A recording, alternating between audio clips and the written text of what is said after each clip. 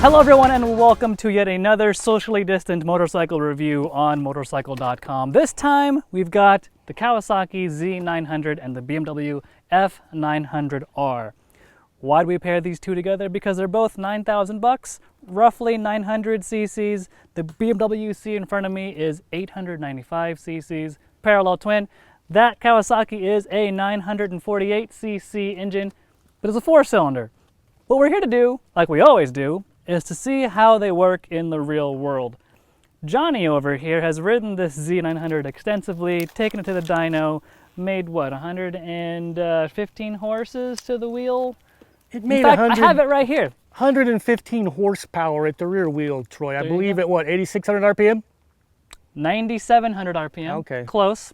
68.1 pound-feet of torque. At 8,400. At 8,100. So that's close, a nice broad power band, but pretty low down in the rev range too. Sure, you can say that. The BMW here, 99 horsepower and 67 pound-feet.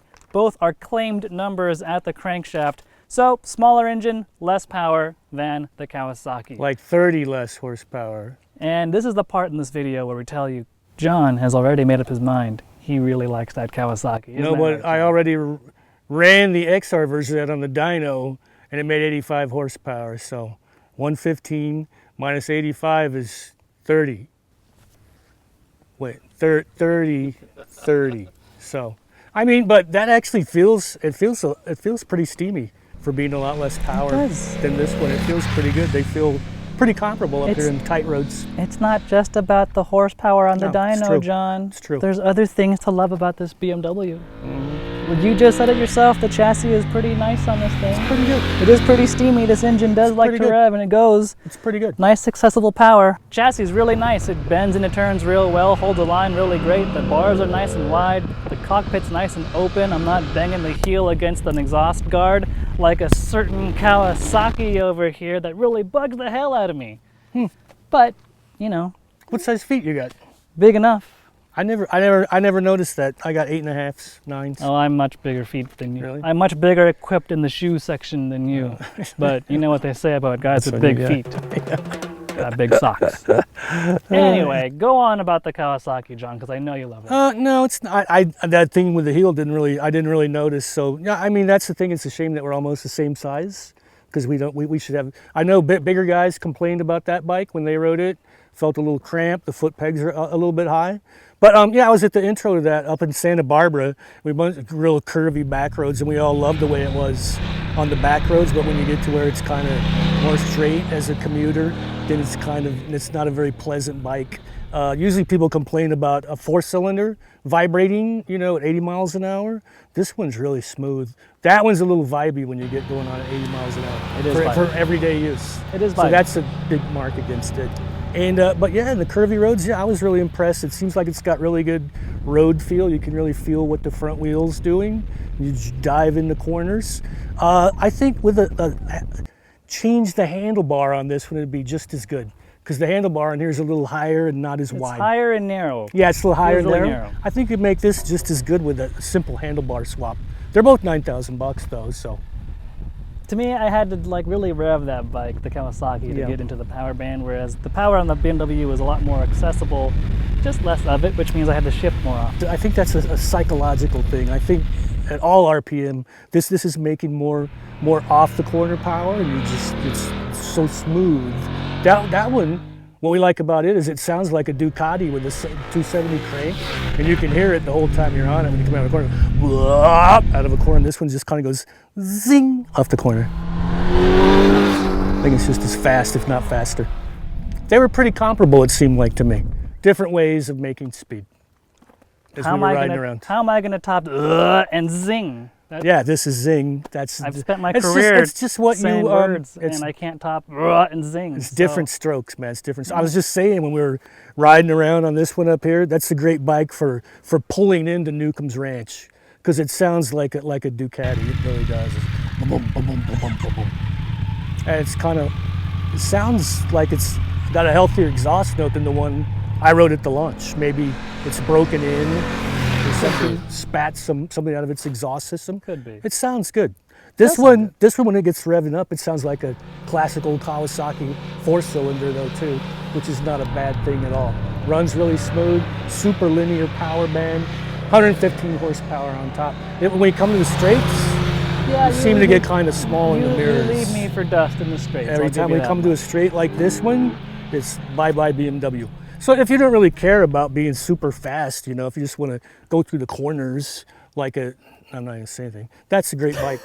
If you want to go fast through the corners and go like the lightsaber down the straights, then this is the only option here. That is your opinion. However, I feel it is worth mentioning that if you do value handling over straight line speed, this BMW is probably worth looking at. Some things they both have: traction control, ABS, pretty fancy dashboards. This BMW has a pretty fancy TFT. That one's fancier than this one, but this is also TFT. Yep, they're both TFTs. BMW one is really trick. Unlike most other BMWs we test around here, the F900 here is pretty Spartan. ABS, traction control, BMW's fancy spinny wheel to select the different menus.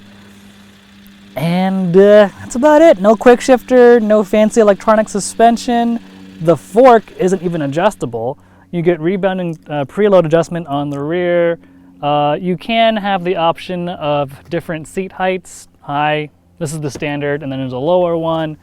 But yeah, generally speaking, ride modes too. But like generally speaking, this is a pretty Spartan BMW. That also has ride modes, TC, ABS, TFT display, and then it's also, that's about it, right? There's no quick shifter. The suspension, you have rebound adjustment both sides. You've got preload adjustment on the rear. It's pretty basic. And it's pretty basic. Hold that thought. Go Savage! Savage. I'm sure he shops at Target too. The two things I like a lot more about the BMW over the Kawasaki: the seating position, one, I've already mentioned that, but two, the brakes. The BMW Brembo radial mount calipers, 320mm discs. 300mm discs on the Kawasaki with your not radial mount calipers, and you feel that difference in stopping power between the two bikes. BMW gets my pick of the I never brakes. really felt the difference in the stopping power, but okay, I'll take your word for it. Sure, I mean, you know. But all in all... Have you got adjustable levers on both sides? I do. Clutch and brake, both adjustable. All right. Adjustable mirror. All right, well, you know, different strokes. I can't detract from your BMW. It's a nice motorcycle for $9,000, and if you want to add on another, you know, you can put the Select package. Oh yeah, you can go nuts with this package. thing. You can get electronic suspension on it and everything that you can't get on here. You can go pretty crazy with the BMW. Go crazy, but at that point, sheet. yeah, then you're $13,000-$14,000. Yeah, but as it stands, roughly $9,000 versus roughly $9,000. I got to agree, you really can't go wrong with either choice. I prefer the BMW for the open seating position compared to the cramped position for my height and size. The power doesn't really influence me as much as I thought it would between these two. You're probably wondering at home, wait a minute, where's the Yamaha MT-09? That's also $9,000 and should slot right in to this test. Well, we didn't include that bike, as you can see, because nothing's really changed about the Yamaha over the past couple of years other than it's being changed from an FZ to an MT. I thought that we said we weren't going to include the Yamaha because we knew the Z900 would knock it into a cocked hat with ease, so we didn't include it. Well, I was trying to be diplomatic about it, John, but there you go. All right. You screwed the pooch on that one. Well, you know, I think, I like your BMW, but I just think Kawasaki's got a lot more experience building $9,000 bikes than BMW does. And it kind of shows in some of the detailing to me. I like the trellis frame. It's like a Dukawi. Just saying, you know, I think the BMW is a great back road bike that we just talked about, but for everyday use, like how most people are going to use their $9,000 bike. This one's got like a 5-gallon gas tank, I believe. That's got a 3.4 gallon tank. I think they put a too small of a gas tank on it, right? 4.5 gallons for the Kawasaki, 3.4 for the BMW. Yes, and this was going to get better gas mileage too. So I mean, this is more practical for round town bike. And I'm sorry if it's cramped on you, because I think that one's, the foot pegs are a little higher on that one. The tall guys complained about that bike, but I don't know. We're not tall, so who cares? I don't know. But I really like the way the Kawasaki looks, and I'm not always a big four-cylinder guy, but this one runs really super smooth, and it jets off the corners. You got the K-trick, so you just wrap it out.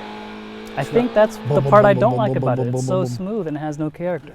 Okay, well, I think it's got tons of character, so that way it's different strokes for different folks. See, John, I think here that's a perfect segue into wrapping this up and saying different strokes for different folks. And we're going to agree to disagree.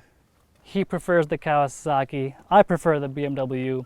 You're going to pick whichever one is right for you. You can read the rest of our thoughts at Motorcycle.com. And that's about it. We'll see you next time. Number 1, Kawasaki.